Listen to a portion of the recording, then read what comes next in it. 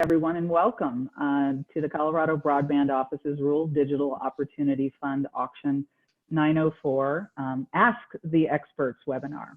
So I'm Teresa Ferguson. For those of you who don't know me, I'm Director of Federal Broadband Engagement with the Colorado Broadband Office, and I will be your host today. A webinar link and conference bridge were provided in your registration. If possible, we encourage web participation so that you may view the speakers and their slides. To prevent participants from talking over one another, we ask that you enter questions into the webinar chat or submit questions by email to oit_broadband@state.co.us. The CBO staff will ask questions on your behalf at the conclusion of each presentation.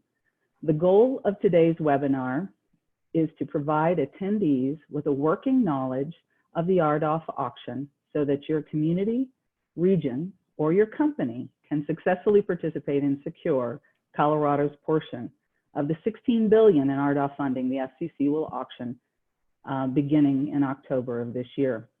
We've invited nationally recognized experts to discuss the RDOF 904 auction and provide guidance on specific areas we've asked them to cover. Joe Galan, our moderator, will begin with an overview of the RDOF auction. Carol Maddie will provide insights on how to plan for the auction, and Larry Thompson will discuss how to participate in the auction. And Steve Pastor-Kovich will discuss successful bidder obligations. The panelists' opening remarks will be followed by Q&A. Please enter your questions into the webinar chat or submit via email to oit_broadband@state.co.us. The Auction 904 panel will be followed by presentations by my colleagues Jerry Enright of the Colorado Public Utilities Commission and Megan Gernert of the CBO. Jerry will provide an overview of the PUC's eligible telecommunications carrier requirements, and Megan will discuss Colorado's eligible RDOF Auction 904 areas. Before I turn things over to our moderator, I'd like to share a bit about our experts. Joseph Galan is a consulting economist specializing in the evaluation of regulatory policies and business opportunities in the telecommunications industry. Prior to starting his consulting practice, Mr. Galan served on the staff of the Illinois Commerce Commission as Vice President Strategic Planning at US Switch. Mr. Galan is currently chairman of the board of the Universal Service Administrative Company, having previously served as chairman of the High Cost Low Income Committee and Audit Committee. Carol Maddie is the principal of Maddie Consulting based in the DC metro area. Maddie Consulting advises broadband providers and governmental entities on the RDOF and other government broadband funding programs.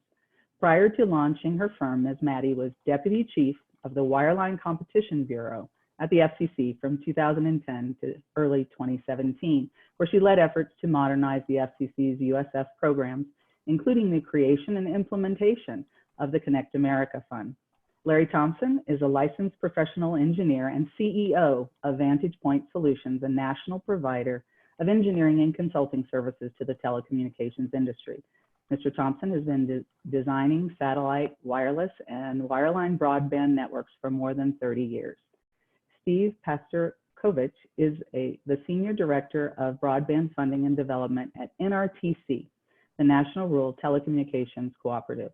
He has worked on rural telecommunications for nearly 25 years, spending most of that time handling FCC issues on behalf of small broadband providers. I will now turn the panel over to Joseph Galan. Take it away, Joe.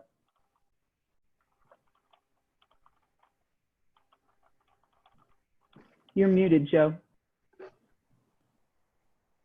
All right, I get to be the first technically challenged panelist. You want to go to my slides? I don't have control over those. I've been asked to give you a 5-minute overview of the RDOF process. I thought about trying to do this with sock puppets, but even with sock puppets, it's impossible to do this in 5 minutes. So I'm going to explain to you the basic approach. There's a lot of resources out there. The FCC has some webinars that give you additional details, and you're going to get a lot of additional details from the other panelists. First thing I want to remind everybody of, because I've seen some confusion about this. You're not actually in an auction to serve the same area as other people. It may be true that other people are proposing to serve the area that you're proposing to serve, but the way the auction is structured is that everybody is competing with everybody else for what is hoped to be at least a limited amount of money. Which brings me to my second point. The amount of money is $1.6 billion per year, which in press releases always tends to be presented as 16 billion because you're guaranteed the 1.6 billion or your share of it for a 10-year period. You will sometimes read reference to an additional 4.4 billion someday in the future. I will warn you that what we do know is the FCC is currently collecting $1.6 billion a year and giving it to the large price cap ILECs, that process will come to an end and the $1.6 billion will be made available to auction winners. So it's already baked into the contribution factor. If the FCC tries to come up with another 4 billion in the future, they're going to have issues in trying to increase that contribution factor. So the thing you should be working towards is the money on the table today. I'm also going to tell you that you should get telecom expertise. If you're planning on doing this, I will come to that point in a moment. The rest of this I'm going to cover at the back end. So Megan, if you'll go to the next slide. All right. The auction, as I indicated, is an auction of your bid score against everybody else's bid score around the country, and you're trying to get to the lowest bid score. Your score basically is a percentage of what the FCC calls the reserve price. And I'm going to come back to that in a minute, plus a penalty structure for speed and latency. If you build a 1 gigabit network and you have low latency, there's no penalty attached to your bid. Your bid is simply what will you propose to do in comparison to what the cost model predicted you would need. If you intend to do anything slower than 1 gigabit or higher latency, then your bid includes these penalties. So for instance, and I have here the weights that were used in an auction the FCC ran, what is now almost 2 years ago. They made available 200 million a year, ultimately awarded around 150 million, and I'll explain to you why that is, compared to the weights that they're doing here. So back in July of 2018, a satellite provider, if they wanted to bid against 1 gigabit networks, they would carry a weight typically of 45 points because there was a 25/3 network, and then an additional weight of 25 for the latency problem, which meant in effect that they had set to be 70% cheaper than a 1 gigabit network to be considered on the same wavelength or on the same playing field. When you look at the weights that the FCC assigned this time, you can see basically the FCC is trying to encourage faster networks. The weight that would be attached to that satellite provider in this auction, they'd have to be 90% less to beat out a fiber network, or greater than 90%. Now, again, all of this is your bid in comparison to the cost model. And here's, I think, one of the most important things you have to understand as a potential bidder. During the Reformation, okay, not everyone gets to bring up the Reformation and auction panels. When Cromwell went around with seizing all these monasteries in England, and they'd find that there was all these religious icons like bones of some saint, and they discovered that once he seized the monastery, that the bones were like cow bones or something. But nevertheless, people had been, revering these saints' bones, not knowing they were just cow bones for centuries. Well, playing the part of cow bones in the auction, quite honestly, is the FCC cost model. It is not accurate. It at best, when it was created a decade ago, that model tried to be accurate on average for an entire state. It never held itself out as actually telling you what it would cost to serve a particular census block or particular census block group. And yet that's how the FCC uses it. So when you look at creating your bid, it's vital that you understand what your real costs are going to be and how many real locations exist. And what you're going to find is when you look out at these cost model results, sometimes you're going to look at those numbers and you're going to go, wow, they're offering an awful lot of money to do something that's a lot easier than they think. And sometimes you're going to look at this cost model results and say, they got to be kidding. There's no way in the world I can build a network into this area, given what the cost model says it should cost to do. It's not you that is crazy, all right? It is that this system that is relying on a model to do something it never could do is a bit, well, it's crazy. But then again, hey, it's federal policy. All right, next slide. In the CAF2 auction, it was in July of last year, the way that the FCC does this is you all put in your bids, and then they start cranking the money down and asking you, are you still in it? Are you still in it? And each successive round. And you could see that the way that the auction worked in July of 2018 is around $600 million was asked for to begin with. But by the time the FCC ratcheted it down to its budget, which at the time was $200 million, they'd gone 12 rounds of driving people, areas, and proposals out of the market and accepting lower bids from providers.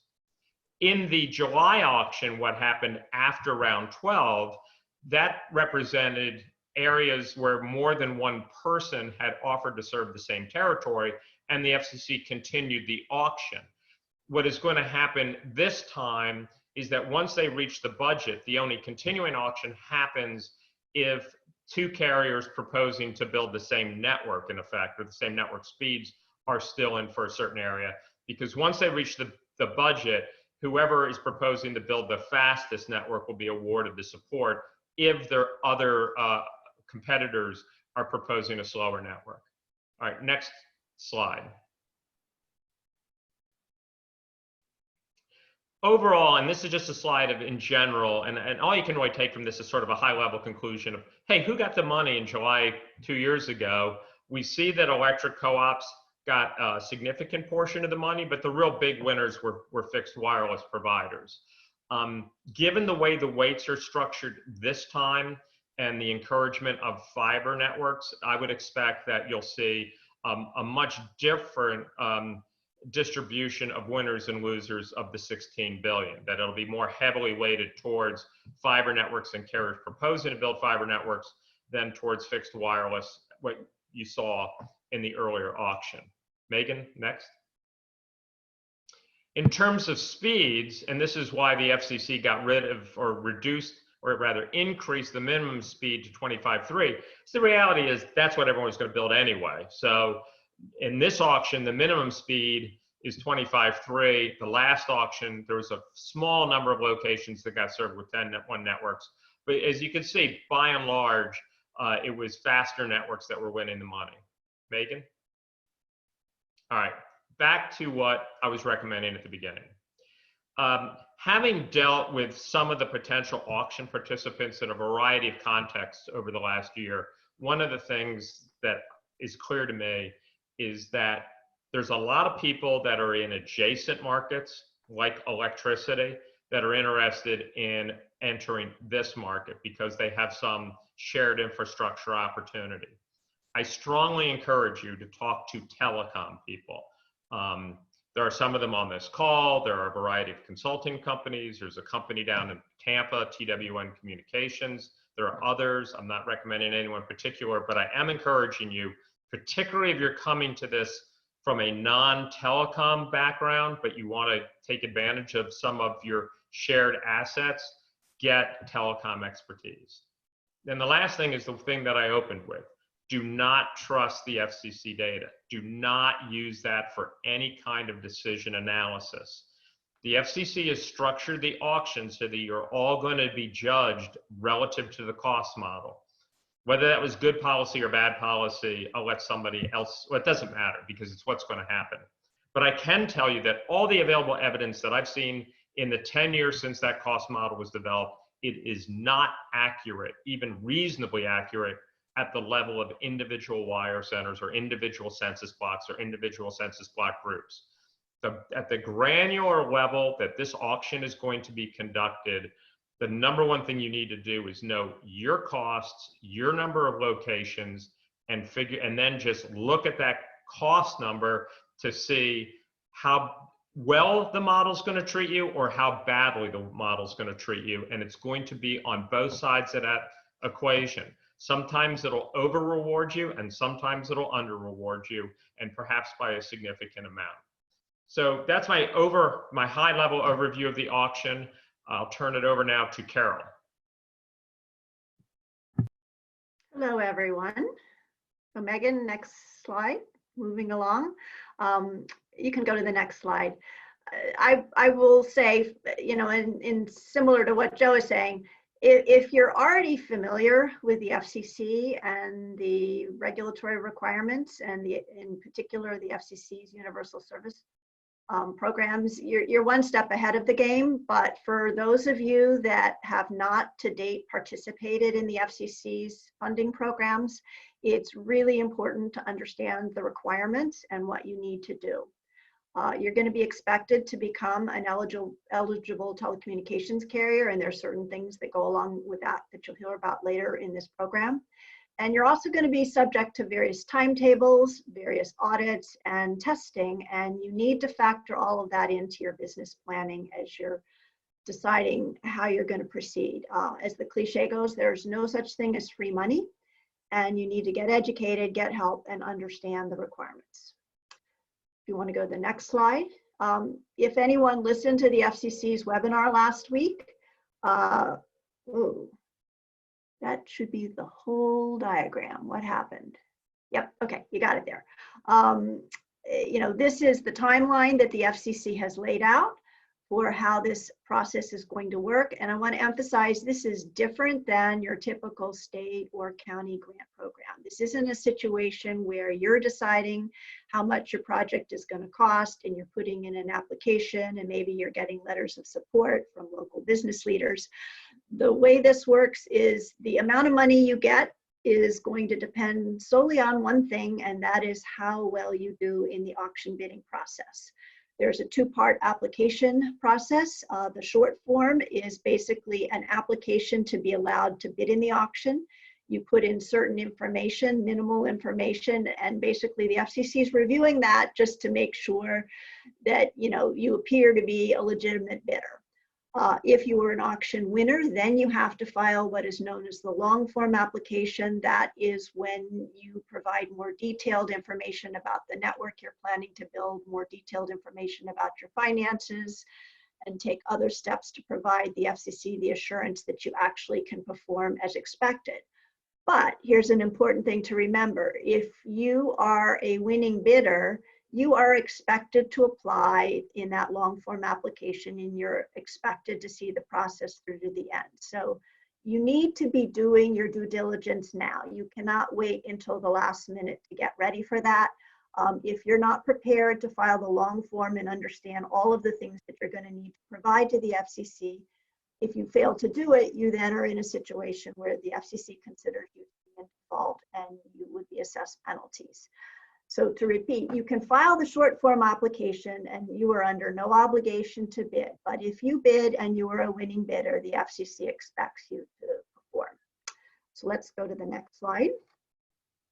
So obviously, in order to be getting ready, this is what you should be doing now. And I'll emphasize, you should not be waiting till the FCC announces the deadline for the short form application. You should be doing this right now. You need to be figuring out what areas you're potentially interested in. And as Joe said, you need to be doing your own due diligence on the cost to serve those areas and what the number of locations are. You should not be going into this process looking at the figures that the FCC has published and assuming that's the amount of money it costs or that's the amount of money that you're going to get. You're going to have to develop a realistic budget for your CapEx and your operating expenses, and you need to build it from the ground up. Next slide, please. So this is the map the FCC has released of the eligible areas. And if you can see, the dark areas are the eligible areas in the state of Colorado. Now, this is the preliminary map. The FCC has a process to allow interested parties to inform the FCC if areas have recently become served. And so the important thing to understand about this map is you cannot add any areas to this map. The FCC will remove areas from the map under this challenge process, but no areas will be added. So if you look at an area and you're saying to yourself, well, I know that area isn't served, why isn't it on the map? The chances are it's because a service provider has reported that they are serving at least one person, one subscriber, or has the ability to serve one subscriber in the area. The FCC determines eligibility on a census block by census block basis. And in this auction, the FCC is only including the census blocks where there is no service at all.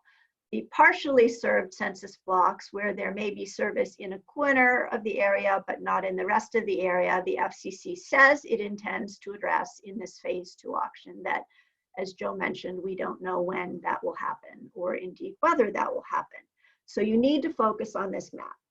Now, next slide. This is a slide showing you screenshots of the FCC spreadsheets in terms of the eligible areas. And if you look at it, basically they've put out a list of eligible census blocks and eligible census block groups.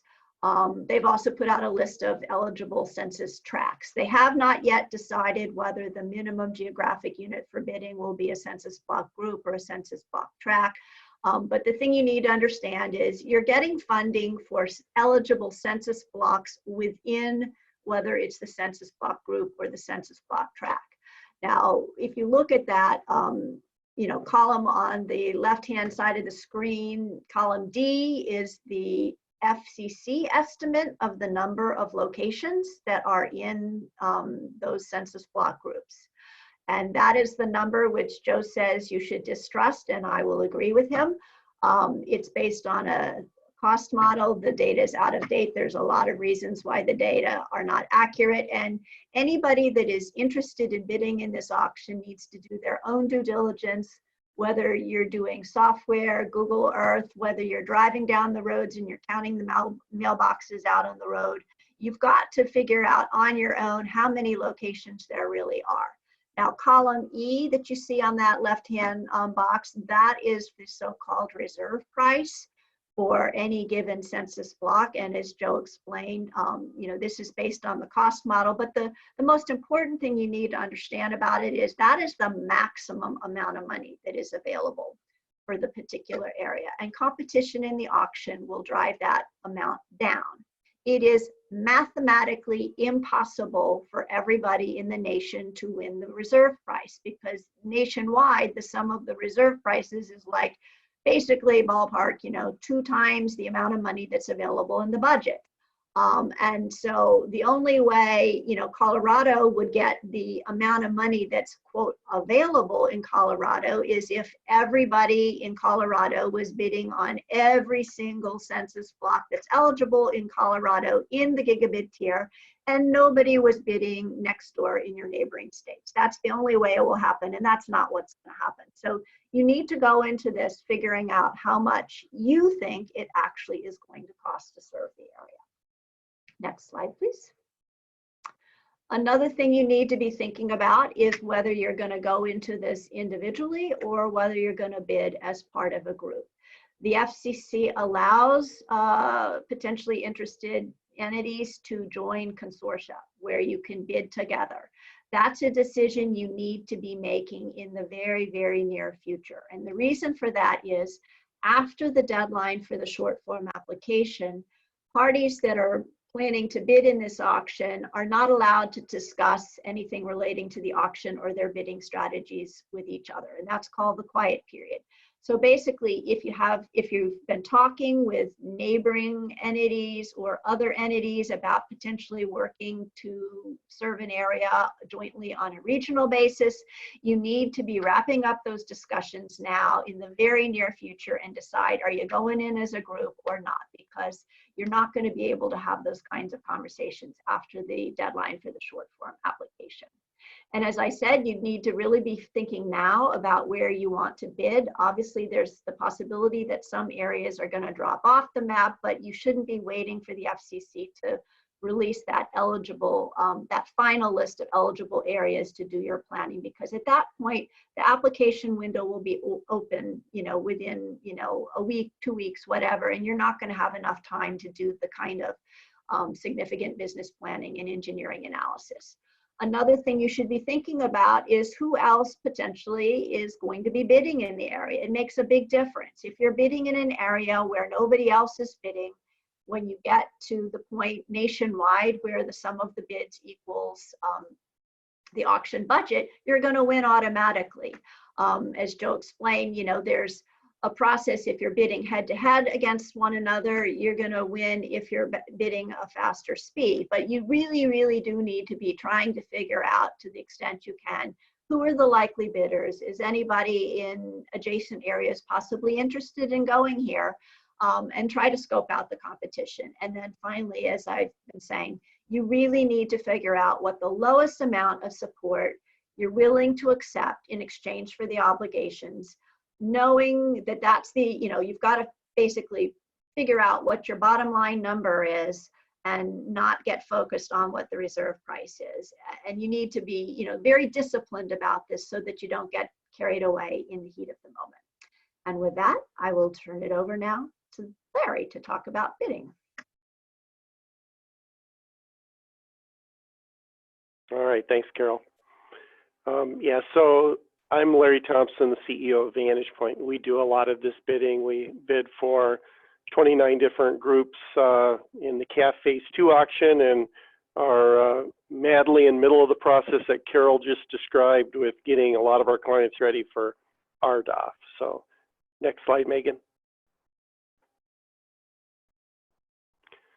So Carol put up a timeline similar to this earlier.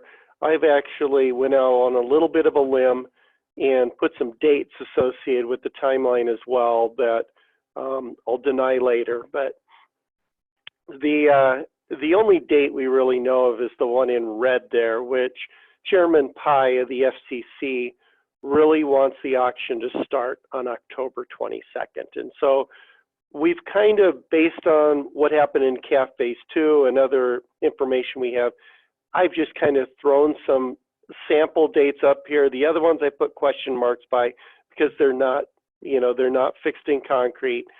If really that October 22nd date holds, if we were to back up, short forms will probably be due sometime in mid-June. The mock auction usually is a week or so before the actual auction. So if you're a bidder, you'll go through the process so you're comfortable with the interface, and the FCC gets to test out their system and stuff that week before, and then the actual auction would start on the 22nd.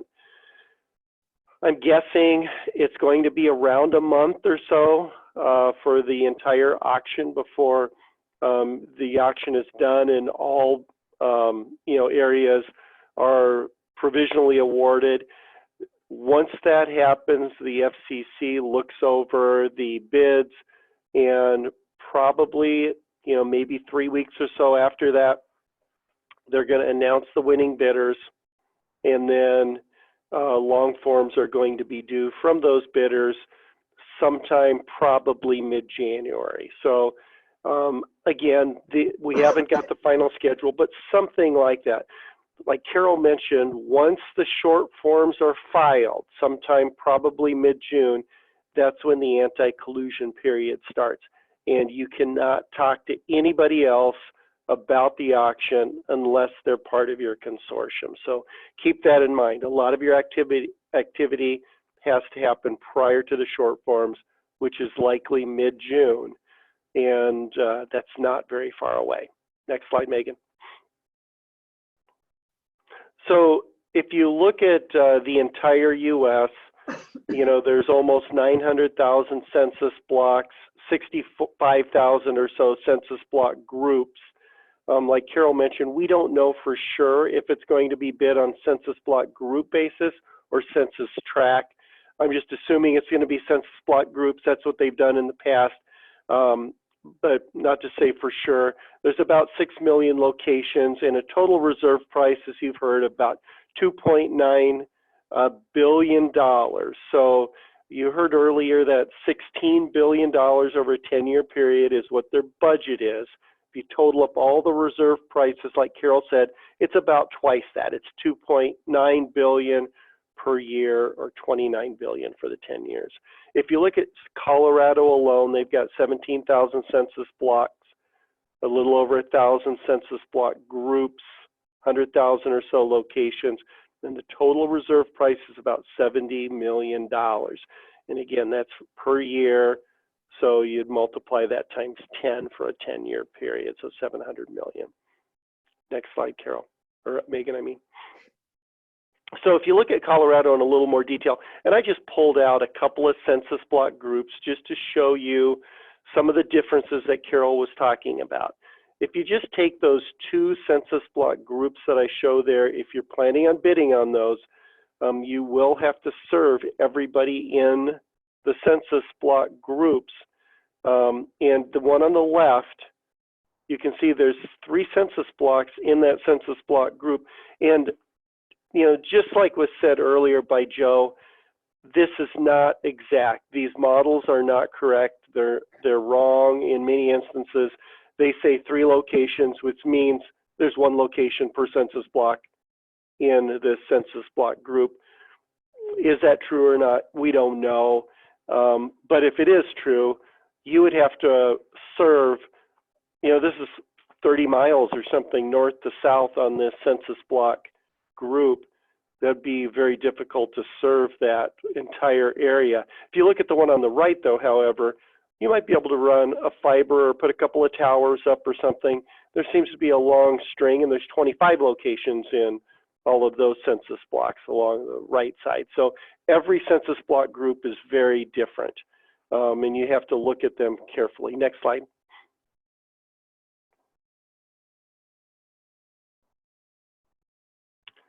Joe touched on this a little bit as well.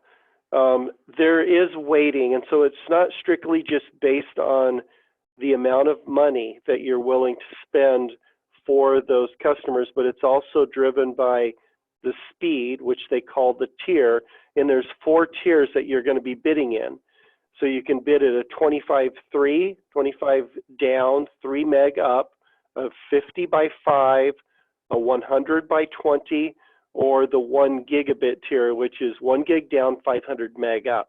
Now you can also see that the monthly usage allowance also goes up with the faster speeds. And the thing to keep in mind is the waiting is bad. You don't want to wait, because that basically means that they're dinging you. They're taking, it's a disadvantage to have a high wait, because if somebody else is bidding at the same dollar amount and you have a wait associated with yours, they're going to consider that a disadvantage. If you look at the latency as well, if you're a geostationary satellite provider, which I doubt if anybody on the call today is planning on bidding geostationary satellites, although Viasat was a big winner in the last auction, they're going to take that against them as well, and with a 40-point weighting factor that counts against them. So just know that the faster you go, the better off you're going to be in the auction. So the auction favors bidders with a lower weighting factor. Next slide, Megan. And this kind of shows an example. It's a little bit complicated, but I laid out 3 different examples here of A, B, and C. So if you've got these 3 people bidding in the same census block group, or these 3 providers, fixed wireless, as you saw before, and I'm assuming just the fixed wireless person in this instance is bidding at 25 meg. You know, that, or I mean, they have a 35, so they're bidding at 50 meg. And the price cap incumbent, which let's say is CenturyLink in Colorado, they might be bidding, maybe they have fiber in the area already, and they feel that maybe they're getting 10 meg today and they can up it to 25. And so you can see I put a weight down of 50 for them. So they're going to go for that 25 meg tier. And let's say you have a third provider, and let's just say it's an RLAC, a small telephone company or something that's going to be bidding in that group. They have a weighting factor of 0 because they're going to do fiber to the home. So when the bidding starts, it's going to start at the reserve price, which, you know, usually we're assuming maybe it's 190% of the budget or something like that. So you can see as the rounds go in, I'm showing now that we're down to round 10, which is a bidding range of 90 to 100. So it's around, you know, getting close to the budget price now. And you can see all of them are coming in at 90. You can bid anything in that range of 90 to 100. And that's the way the bidding works. They then decrement it by 10%, and the bidding range is 80 to 90. And so you're bidding in a range, which is that bid price at the bottom below the line up above, which takes into account your bid price and the weight. And so when you get to that round 11, you can see that the fixed wireless person, because of the fact that his bid price was 50, he's in a total of 85. He's kind of reached his minimum of what he's willing to bid. So he bids an 85, and the other two bid 80 because they're still above what they're willing to bid.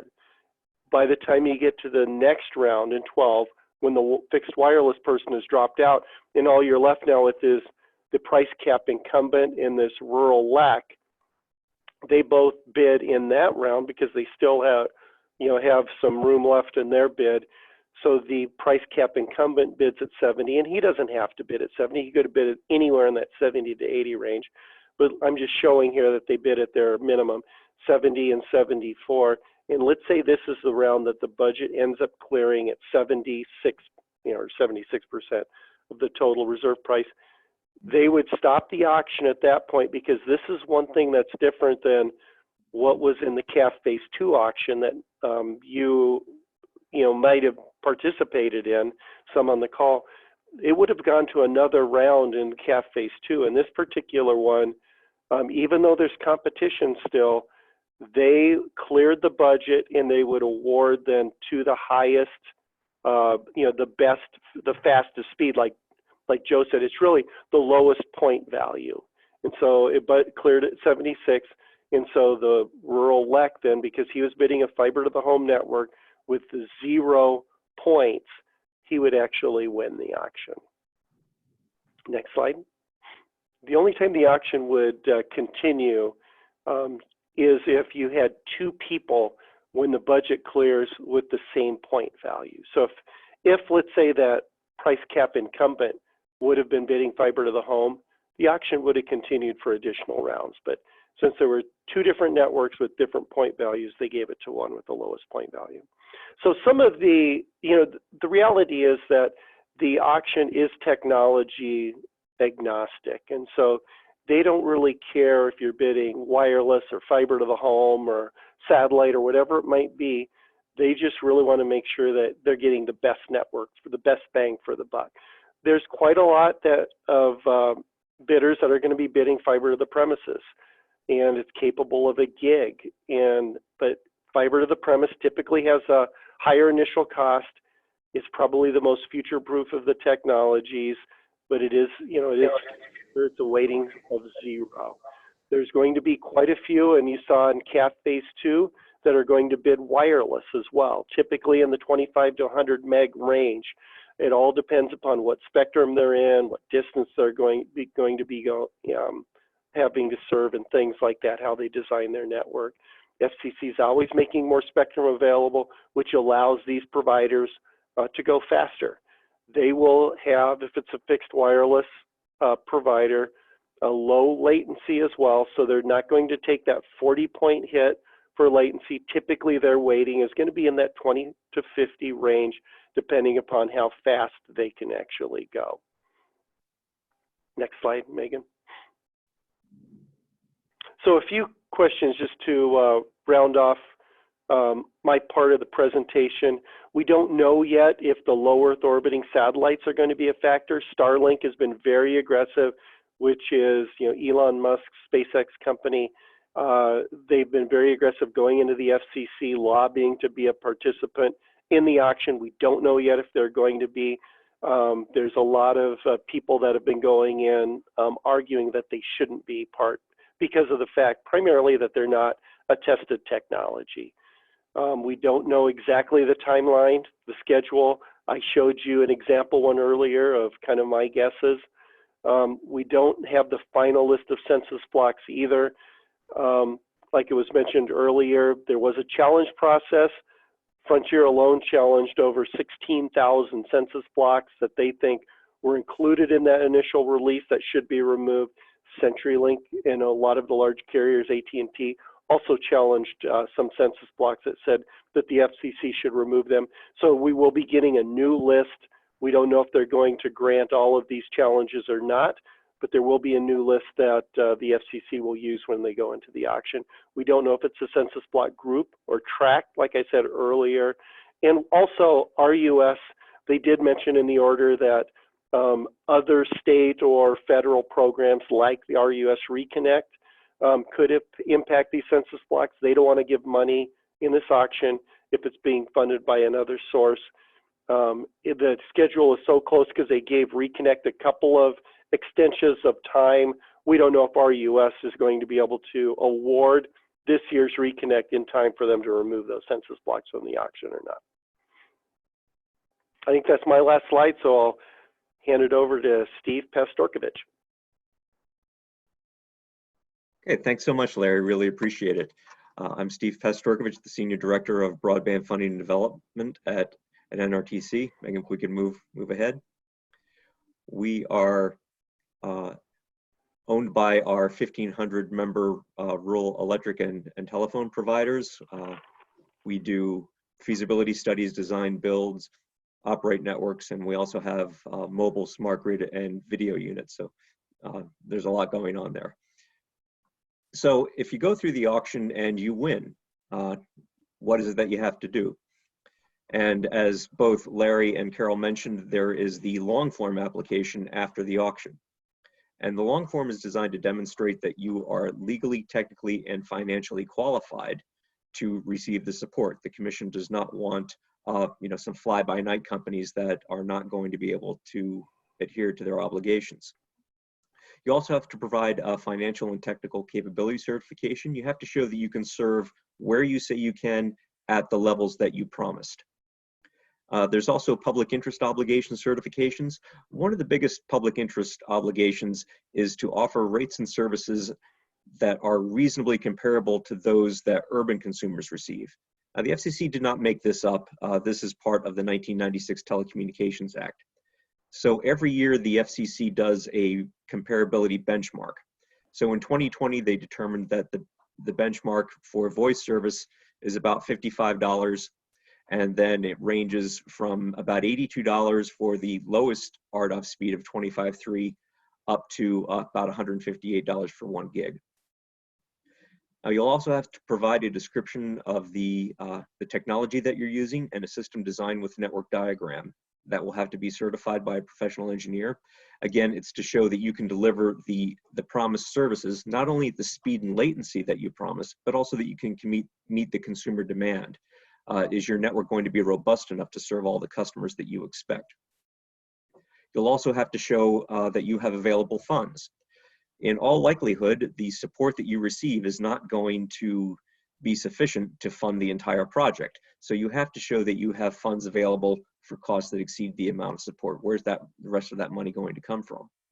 You'll also have to show how the construction will be funded.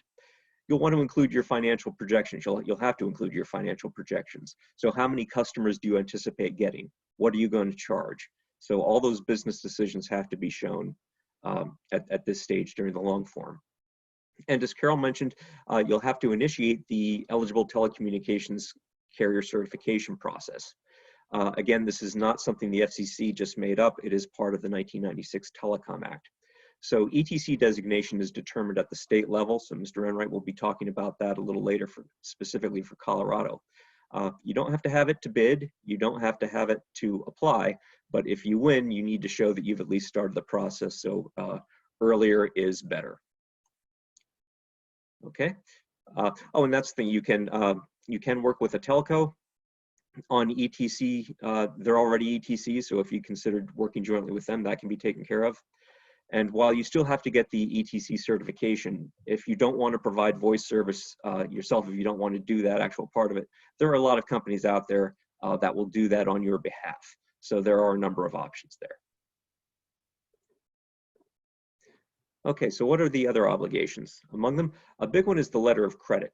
Letter of credit is required by the commission so that it can be drawn upon if an applicant does not make their build-out milestones, which we'll talk about in just a moment. The letter of credit has to be renewed annually. The amount will range from 12 to 36 months of support, depending on a variety of factors. The requirement ends when build-out reaches 100% in year 6. So let's talk about these build-out obligations briefly.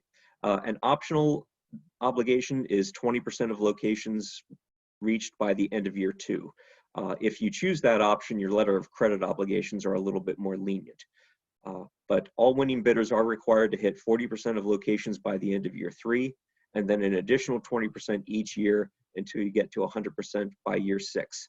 Now, as it's been mentioned earlier, this is based on the FCC's models, which aren't always very accurate and on available data, again, which is, has a lot of criticism about the lack of accuracy. So the commission has said that they're going to take another look at these locations at year 6. They're also doing a whole other proceeding to revamp their data collection procedures. So hopefully by year 6, their plan is to have much more accurate data. They'll take a look and maybe do some resets, and there may be some exceptions depending on how far off the models are. But then they do expect newly built locations to be reached by year 8. Okay. Some other obligations. You have to report the location served to USAC, the Universal Service Administrative Corporation's high-cost universal broadband portal, the USAC Hub. Joe Galan is the chairman of USAC's board, so the hard question should go to Joe. You'll include the build-out milestones that we talked about before. Now, there are also a lot of FCC forms to fill out. One of the most famous is Form 477, and that covers voice and broadband service. Again, the FCC has a proceeding underway to completely redo its data collection. So in a few years, Form 477 may be changed or may be completely replaced. But for now, Form 477, among others, are ones that you'll have to fill out. There's also enhanced 911 and CALEA compliance requirements. CALEA is the Communications Assistance for Law Enforcement Act. Again, if you're working with voice providers or VoIP companies, they can usually handle this for you if you don't want to do it yourself. Again, there are a lot of options out there, but it's the kind of thing that you should look into. There are also some new rules coming online very soon in the next year or so. Anti-robocall rules, the shake and stir call authentication standards that are designed to mitigate robocalls will be coming online soon. And there are also performance testing requirements. Anyone that gets universal service support for broadband has to show that they are meeting their speed and latency obligations, and they have to do certain testing requirements during peak usage hours. I know Larry's been very involved in this doc, and I'm sure he can tell you all kinds of things about it. That's pretty fascinating stuff. Okay, we can move on. One of the biggest questions often overlooked in these kinds of sessions is when will the funding arrive and how can we use it? First, the Commission has to approve the long form application. Again, an estimate is late 2021 or early 2022. Now, winning bidders will receive monthly support for 10 years. So that's obviously the good part of this program. You get that revenue. So that's obviously a very attractive aspect of participating in RDOF. Now, what can you use it for? Again, the 1996 Telecom Act declares that you can only use it for the provision, maintenance, and upgrade of facilities and services for which the support is intended. That means voice and broadband. So the FCC has come up with a non-inclusive list. It's not a final list, but you cannot use it for things like personal expenses, expenses unrelated to operation, or corporate luxury goods. And this includes things like personal travel, political contributions, scholarships, penalties for fines, membership, even your local chamber of commerce, or sponsorship in community conferences and events, things like that. It has to be used specifically for broadband facilities and services. So I've gone through a lot very quickly. I apologize, it was a lot of text and a lot of words very quickly, which I know is considered poor PowerPoint form, but the long form and the attendant obligations are pretty text heavy. So with that, I will turn it back over to Joe. Thank you very much. We're going to get some questions from the audience members, but before I get there, I first wanted to ask each of the panelists if there was anything that the other presentations brought to their mind that they wanted to comment on briefly. And then I also had a question that I'll wait until you're done with that, but I'll flag for you that I'm going to ask about the voice obligation and when that kicks in. So Steve, since you're actually in my screen and Carol is off of it, I'm going to give you the first opportunity and go through the screen from there. Okay, well, as far as the voice obligation, the voice and broadband obligations kick in at the same time. So the build out requirements that I went through earlier, those are the 20% optional, 40% by the end of year 3 and so on. So it's the ETC designation that you have to get first. And again, that goes through the state. And in this case, Colorado has its own set of rules. And I think Mr. Aaron will be covering that in a little bit. Go ahead, Larry. All right, thanks, Joe. The one thing I would probably mention is, and Carol touched on this, is emphasize the urgency. Is the fact that short forms are probably going to be due in 4 or 5 weeks. And as Carol went through, there's lots of stuff that you need to get done before short forms are due. Analyzing your areas, figuring out if you can bid, if it's, if there's a business plan to be able to do it. There's a lot of companies that do bidding that are getting full already. And so I would probably just reemphasize the critical nature of the timing, and that you really need to, if you're not well on your way, you really need to be moving on this. And I know we're living in unusual times, and this may not be the top priority on your mind, but the reality is this is one of the biggest, probably the biggest opportunity for funding we're going to see in our lifetime. And one big thing to keep in mind is we talk about grants all of the time about somebody's going to give you a lump sum to build. Like we mentioned, this isn't that. This is support. So they actually pay you a portion of it per month over a 10-year period. It's not a big lump sum up front to build your network. And that's another thing that just needs to be kept in mind when you're considering your business planning processes. Carol. Carol, go ahead. Actually, I was going to comment on that voice question, because another thing it's important for bidders to understand is there is language in the FCC's order adopting this fund that new entrants have to be prepared to demonstrate that they will offer voice immediately upon becoming an ETC. And while the FCC didn't put any additional details on that, you cannot be proceeding from the perspective of, well, I don't have to offer voice service until my network is built, and I don't have to build, I've got, 2 years, 3 years, 4 years until I have my first milestone to be deploying the network. And that's a very important consideration. As a practical matter, what it means is that companies that are thinking about this, that are not, currently voice providers, you need to be considering how can I resell voice service until I get my network up and running. Whether you're reselling voice from the incumbent provider or another entity, you have to be prepared to do that. That doesn't mean necessarily that your customer is going to come choose to subscribe to your voice, but you have to be able to demonstrate, in the first instance to the state PUC and, ultimately to the FCC if pressed on this, like how actually are you going to provide voice service immediately? I was actually going to come back to that in the sense that it is unlike the CAF2 auction that occurred last, 2 years ago, where the voice obligations were tied to this build-out obligations. The FCC changed its policy to say, no, your voice obligation does kick in immediately. Carol, can you hypothesize as to the explanation for that policy change? Because that paragraph was sort of short on explanation. Well, there's the practical and then there's the legal. The legal answer is voice is the supported service. Voice has been the supported service since 2011. And the FCC is providing money to companies that will provide voice service. And as a condition of getting that money, they're going to, agree to deploy a broadband network. And there's legal reasons for that. I don't want to get into, we could go down a rabbit hole about, Title I and Title II. It doesn't matter. The point is there's a legal construct. Now, the real reason why that paragraph made it into the order is because the Trade Association for the Large Incumbent Carriers advocated for it before the FCC adopted the final order.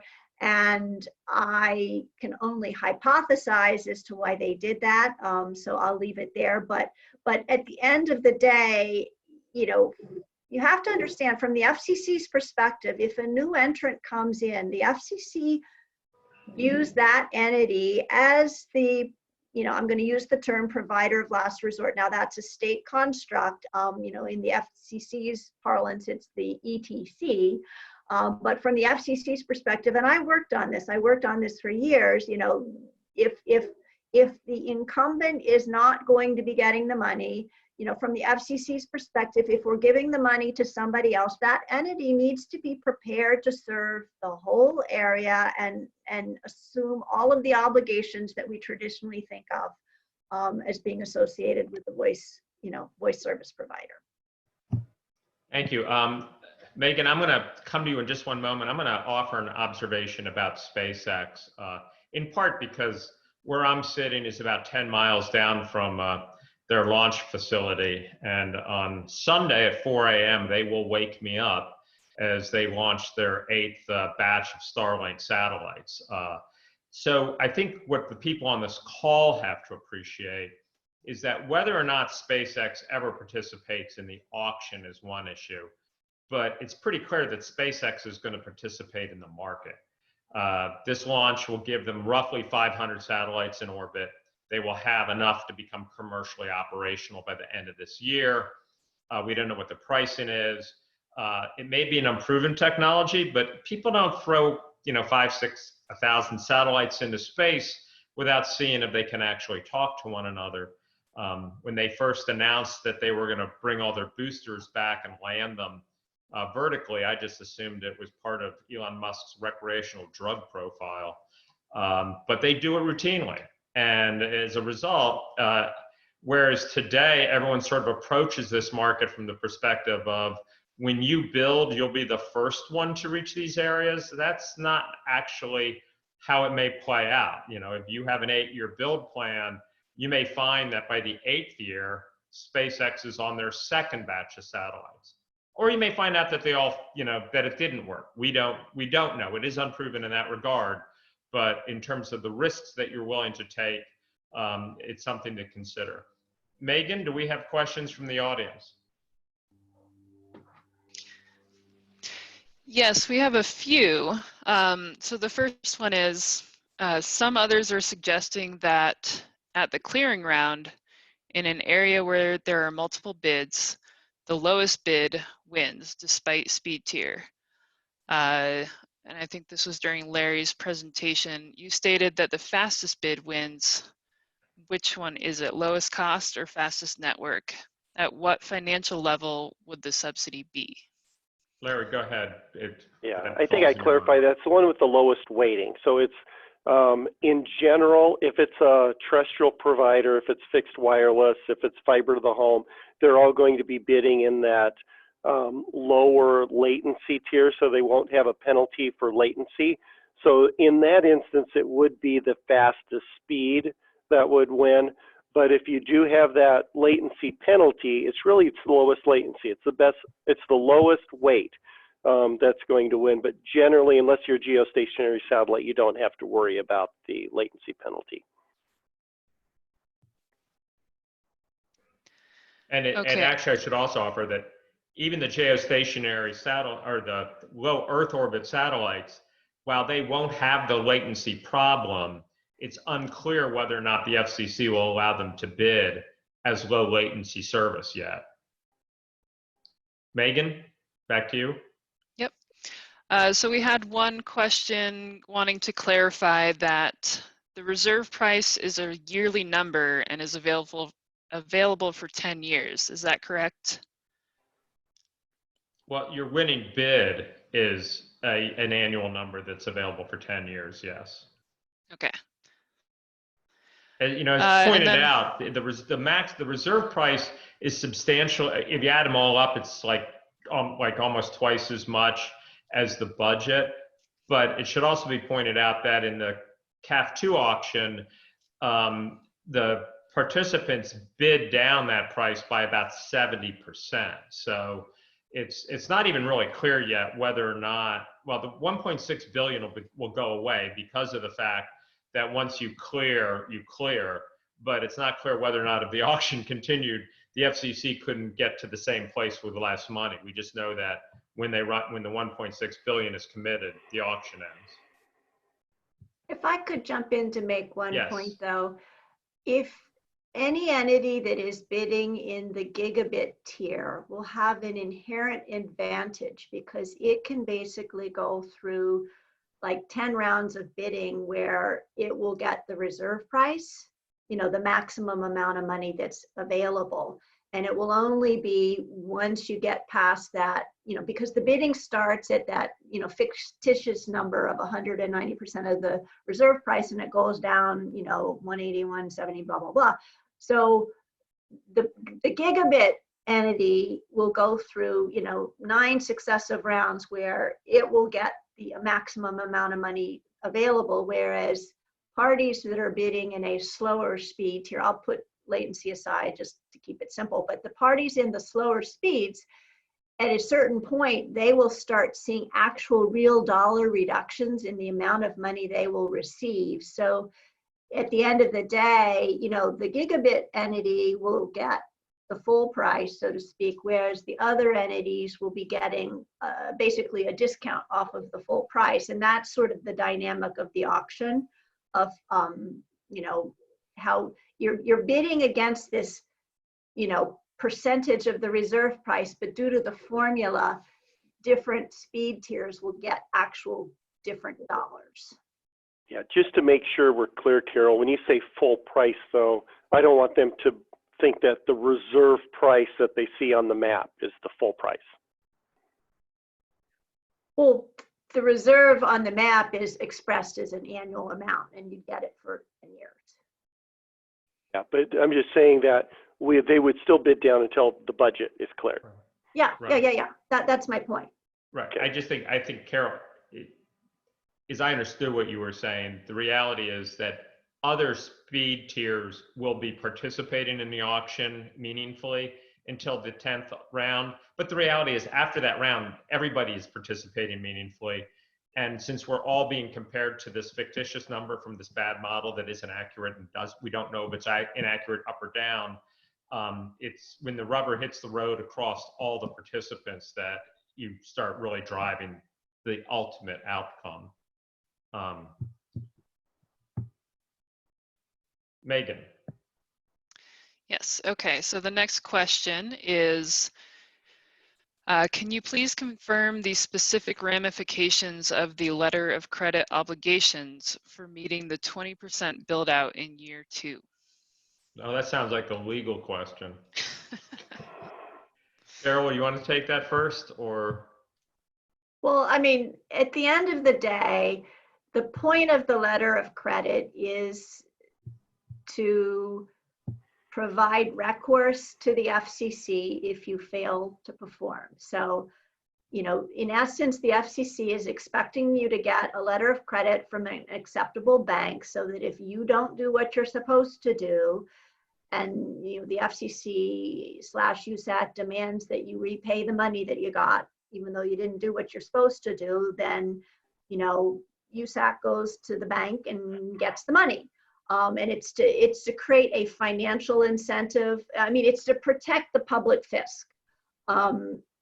now the specific question on, the 20%, that's optional. You don't have to do that. But if you choose to do that, if you choose to take that option, you can lighten up on the letter of credit, like the dollar amount of the letter of credit earlier in the process than if you waited until your first formal interim milestone. And so it's advantageous to bidders to accelerate their deployment so they can lighten up the letter of credit, because the letters of credit cost money.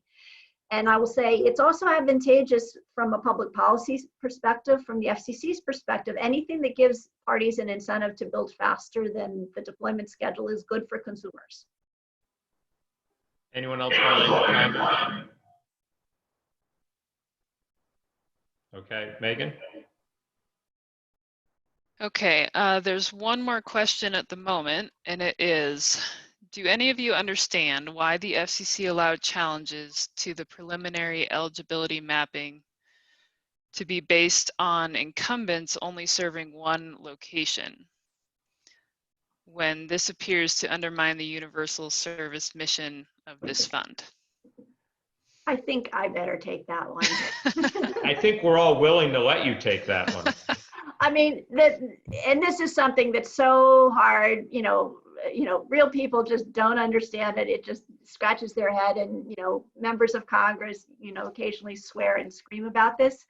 The FCC has for close to 2 decades has had this program to collect data about voice service and broadband service, called Form 477. And back in the day, this literally started in the wake of the 96 Act, and the purpose of this data collection was just to sort of monitor how things were going.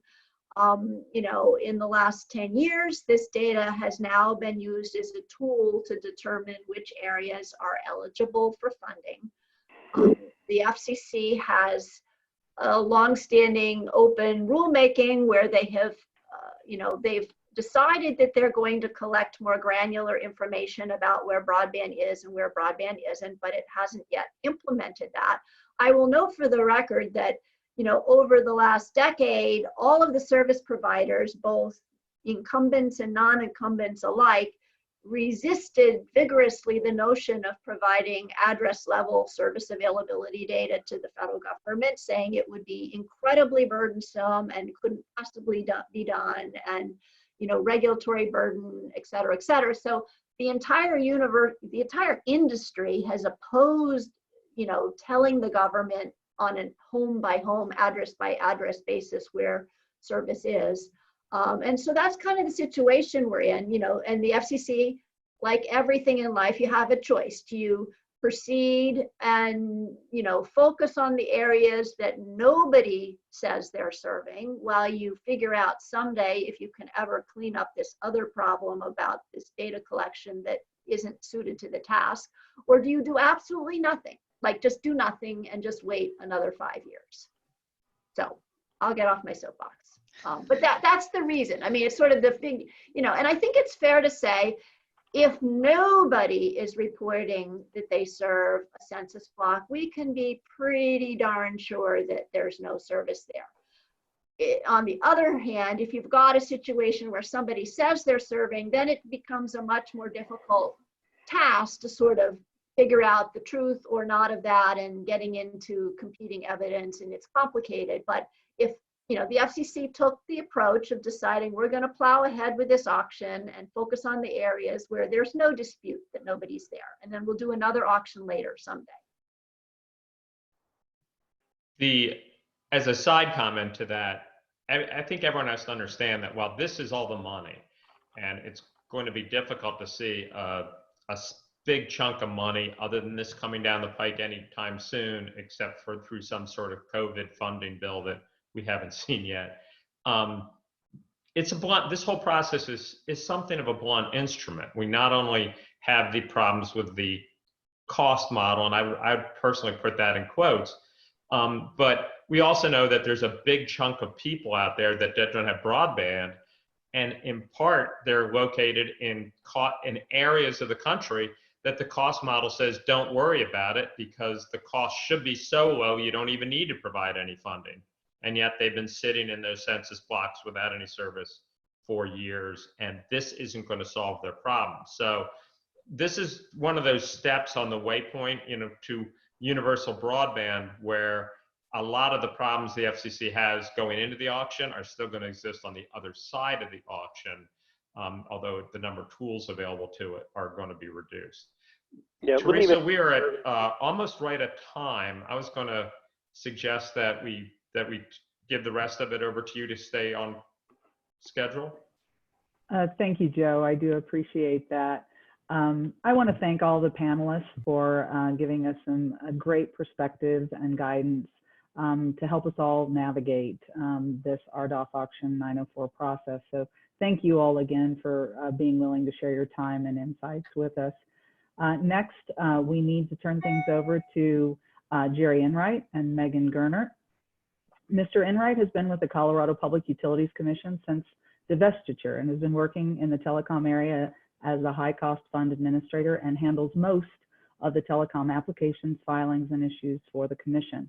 Ms. Gernert has been with the Colorado Broadband Office since 2012, and in her role as the Broadband Data and Communications Manager, she handles data analysis and broadband mapping coordination, as well as managing the website and newsletter for the CBO. Jerry and Megan will each provide an overview of their topics, followed by a Q&A period. Please enter questions into the webinar chat or submit questions by email to oit_broadband@state.co.us.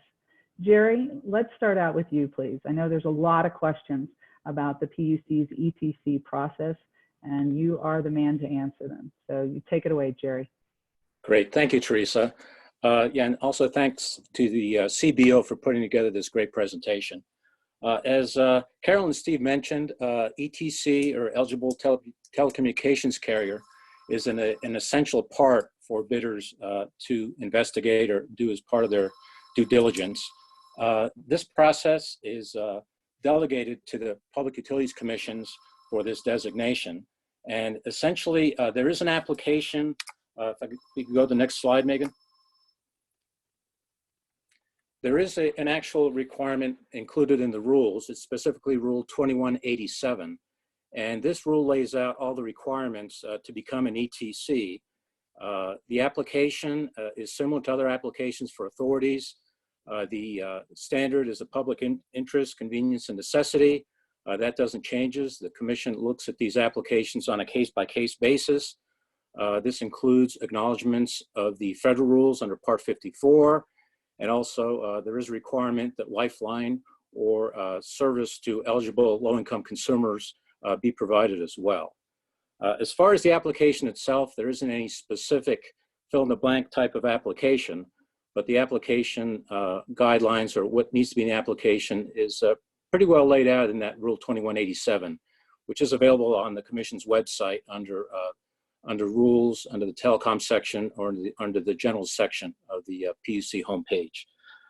The requirements itself can be basically broken down into a general section where information on the actual applicant, the name, address, contact information, DBAs, email, the person responding to the application itself, and that will be actually answering any questions on the application. That needs to be identified in there. There's an agreement to respond to all questions posed by the Commission staff, who is essentially representing the Commission in the application process. And there are some statements and acknowledgments that are consistent with the FCC guidelines.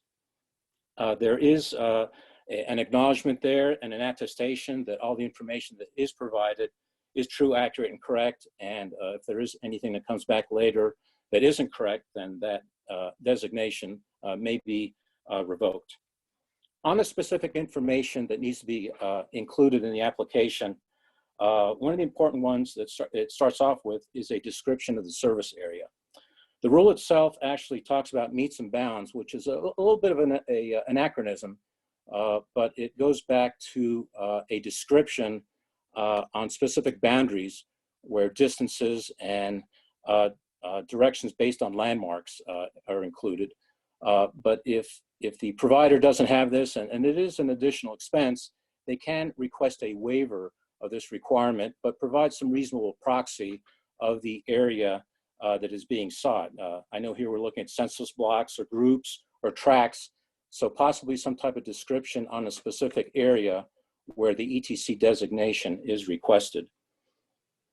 Going on, there are several statements that the applicant will support services supported by the Universal Service Support Mechanisms. The applicant will be a common carrier, essentially offering services to anybody that asks for it in the area where they're provided those fundings. The applicant will advertise availability of the services and is in compliance with all commission rules. We do have some applicants that have some experience with the commission. They have other authorities or designations. So is a little bit of history there on their good behavior with commission rules. If you're a new applicant, if you're a wireless company, I believe some of the applicants have actually pointed to the CTIA standards as far as complying with those service quality guidelines. There is a statement that a company will be able to operate or function during an emergency, and this includes having backup emergency service power availability. And one of the other large requirements is a 2-year build-out requirements. And we know the FCC has gone away from those specific build-out requirements. They're more going into the milestones, has been discussed earlier this morning, on the 20% build-out in year 2 and 100% by year 6. So if the company doesn't have any specific 2-year build-out plan, they need to offer some reasonable proxy of what they intend to do in those first 2 years. Viasat has come up. They were a successful bidder, of course, in the last auction, and they received their ETC designation in early 2019. They came back in January of this year, and they requested a waiver because they weren't quite ready yet to provide their services. It wasn't a question of putting up another bird or anything, but apparently their terrestrial systems weren't yet in place to allow them to provide services. So what the commission did was they did allow them to have a 1-year extension of time to begin providing services. And the commission did impose some monitoring or some periodic reports just to let the commission know how they're doing as far as moving along with that plan. So a question that has come up on when should a carrier actually approach the commission to request a ETC designation or file their application. I believe Carol had a timeline in her presentation.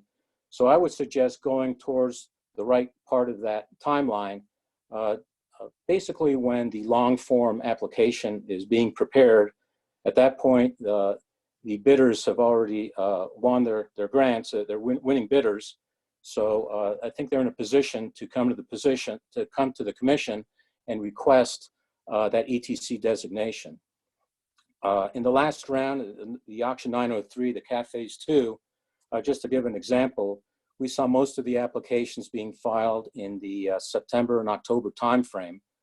Viero, Viasat, VistaBeam, PC Telecorp, they came in that timeframe, and they actually received their ETC designations either in December or earlier in 2019. So what is the process? The applicant comes in with an application. What the commission does is within a week normally, the commission actually notices that application, a public notice, so anybody can intervene or protest or intervene in the formal proceeding. The commission issues that 30-day notice period for that to happen.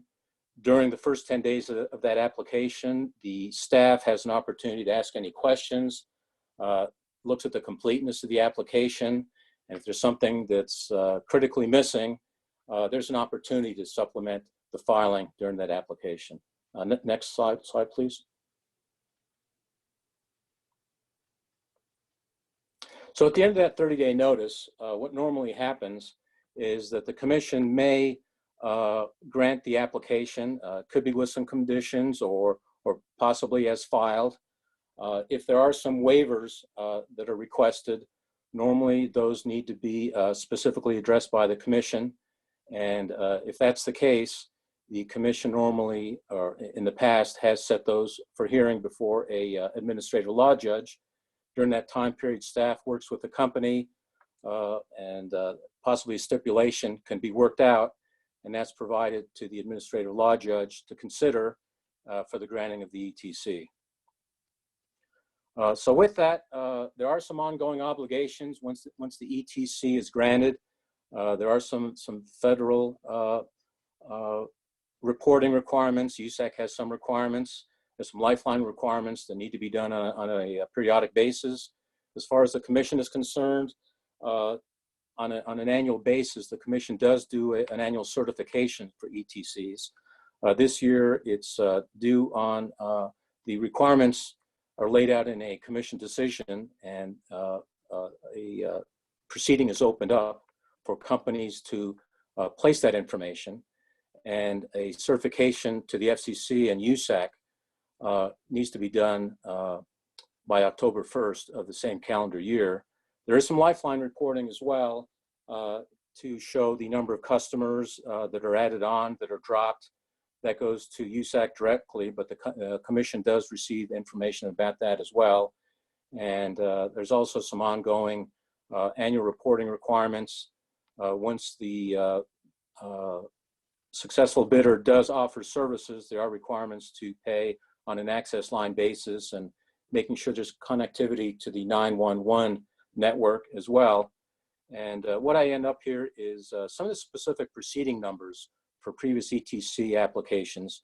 So this might be a good source for people that are doing a little bit of their due diligence now to go to our website, and in our e-filing system, you can look up these previous applications for ETC designations with those proceeding numbers. So with that, pass it back to you, Teresa. Thank you, Jerry. I'm sure we'll have some questions in just a moment on that. I'm going to turn it over to Megan, though, just for a minute so we can get her through the presentation of the analysis of the preliminary eligible Colorado RDOF auction 904 areas. So Megan, if you are ready, take it away. Great, thanks, Teresa. So yeah, I'll walk you through some of the RDOF data and mapping. During the panel, Larry had a slide showing the totals for Colorado, so that's a good place to start. The preliminary list includes about 99,000 locations for Colorado with a total reserve price of $69.5 million. And that is the per year number, which is available for 10 years. And as mentioned earlier, the minimum bidding unit for the auction will either be census block groups or census tracts. Census tracts are larger than block groups, and I've done most of my analysis assuming they'll go with block groups because that's what they did in auction 903.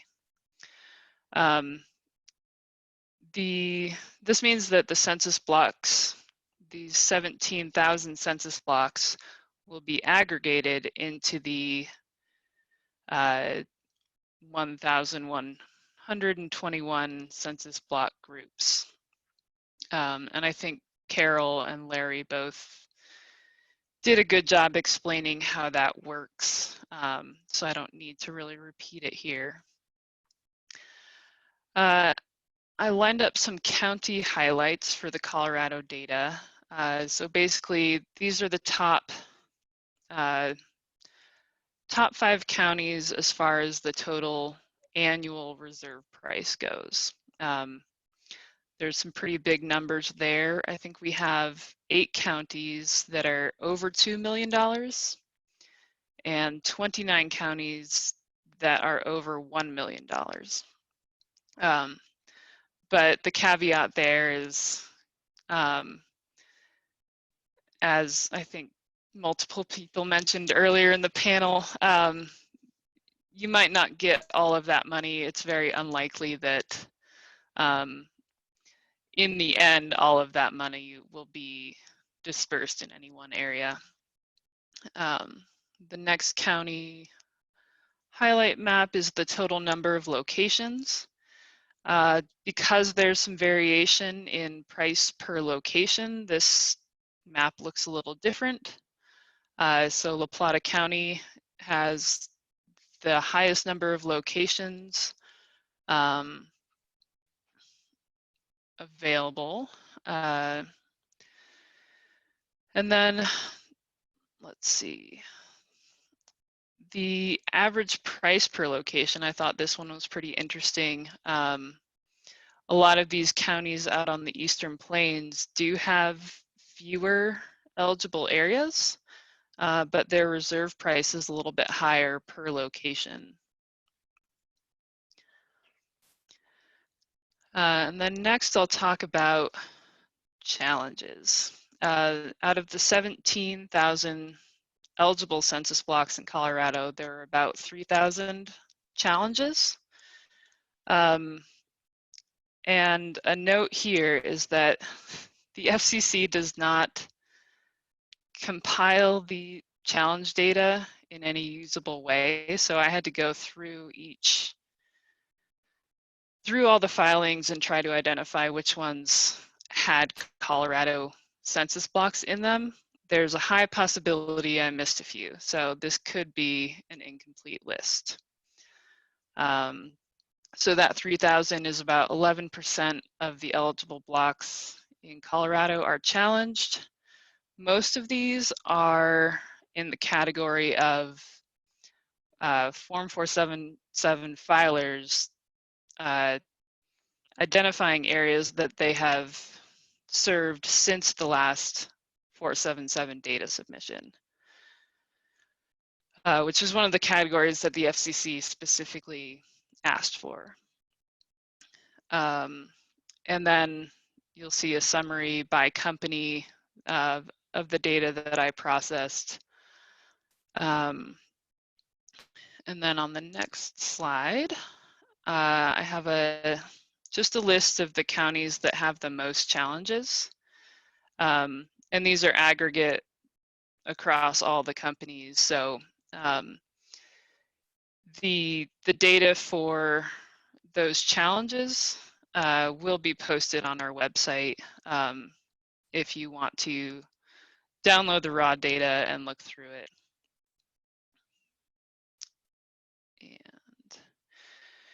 And then lastly, I have a few resources that I've been working on that I want to share with all of you. One is the challenge information.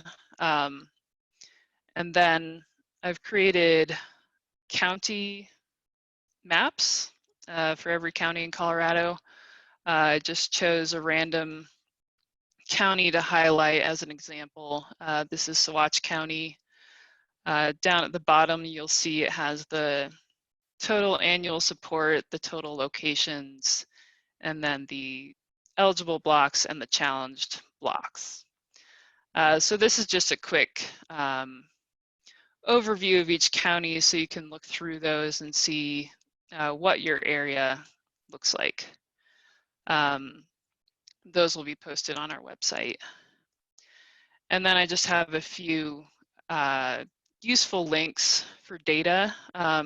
This first link at the top is a page that we just launched that will be kind of our go-to place for any RDOF information that you need.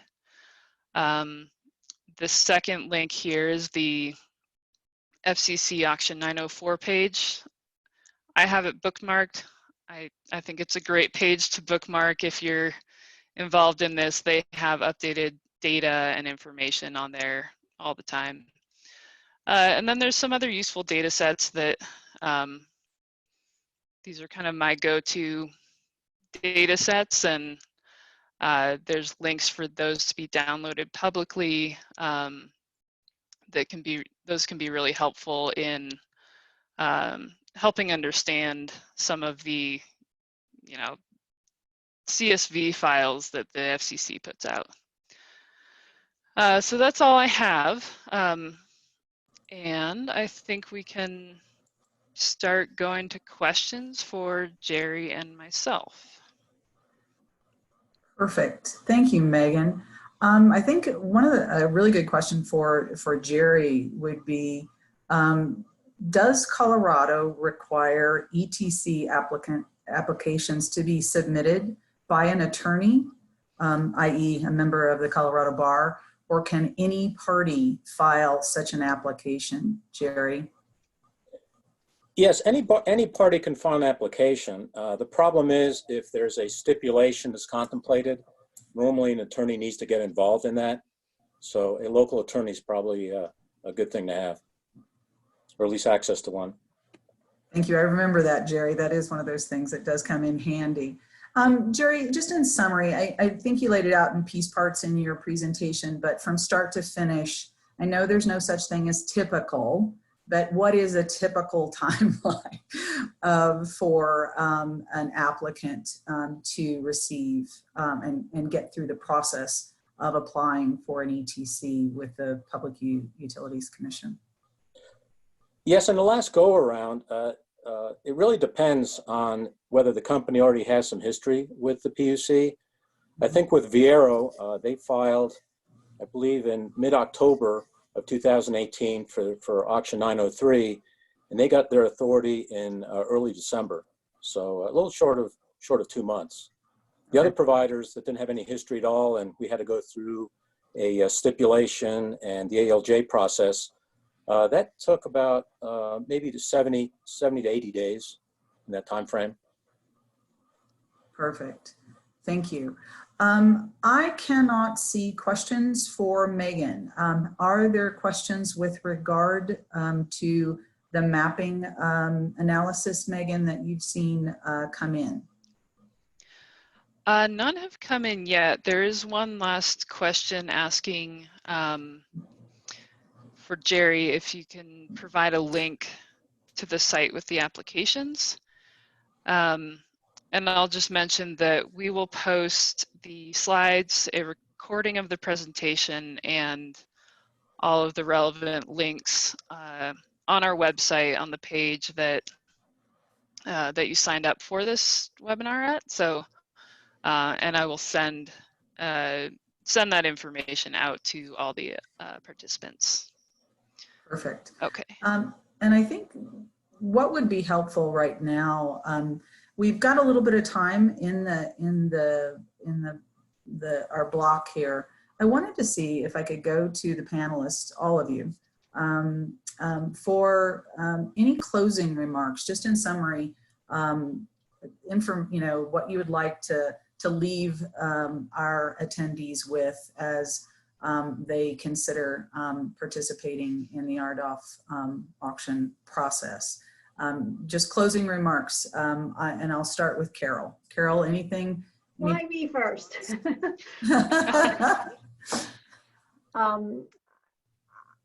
Just listening to all of this information, I can imagine for some, it may seem to be rather complicated and a lot to absorb. And, various of us have suggested, you need to get help. But I also want to say it's really important, and you shouldn't be intimidated by all of the different requirements. It's very, very manageable.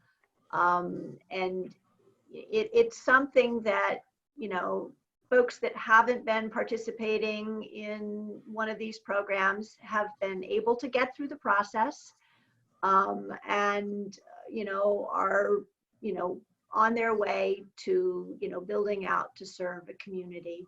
And I think it's really important that, to the extent that you're considering it, you really give it a hard look, and that you do it because, as I know several of us have said, the world we're in now is really underscoring how important it is.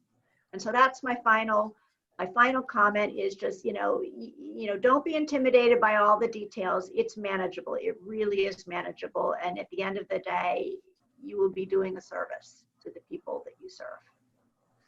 Thank you for that. I've got 99,000 locations, Carol. I appreciate that pep talk. Steve, how about you?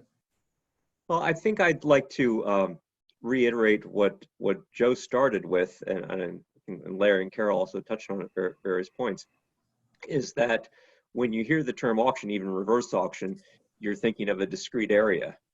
but it's really the concept, which is new for many people, is that the whole concept of the budget clearing round, and that even if no one else is bidding in the same area you're looking at, you're up against the entire budget nationwide, and that is going to ratchet down, and it will impact what your final support amount would be, even if no one else is bidding. So that's kind of a, for those who are familiar with it, it's nothing new. For those for whom it's a new concept, it's kind of a strange approach.